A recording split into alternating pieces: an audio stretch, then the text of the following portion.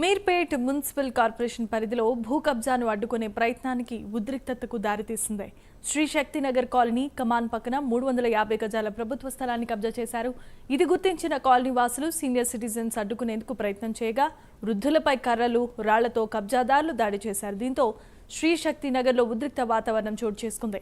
1979లో నాటి లేఅవుట్లో 350 గజాల స్థలాన్ని ప్రజా అవసరాలకు వదిలిపెడితే ఇప్పుడు కబ్జా చేస్తున్నారని కాలనీ వాసులు తెలిపారు. మున్సిపల్ అధికారులు స్థలాన్ని కాపాడాలని, గూండాల నుంచి తమ ప్రాణాలను రక్షణ కల్పించాల్సిందిగా శ్రీ శక్తినగర్ కాలనీ వాసులు మీర్పేట పోలీసులను వేడుకుంటున్నారు.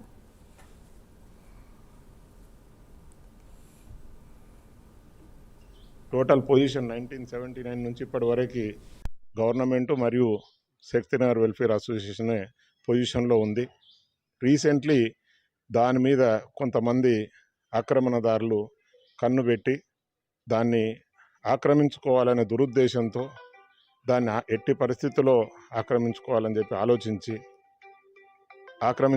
ఆలోచించి నిన్న 3 రోజుల క్రితం దాంట్లో మధ్యరాత్రి వచ్చి కాంపౌండ్ వాల్ కూడా ఏర్పాటు చేయడం జరిగింది. ఆక్రమణదారులు మాకు ఇమీడియట్లీ తెలియగానే అదే రోజు రాత్రి కాలనీ వాసులు అందరం, మహిళలు, పురుషులు, పెద్దలు అందరం సమైక్యంగా వెళ్ళి దాన్ని నివారించి వాళ్ళని పంపించడం జరిగింది.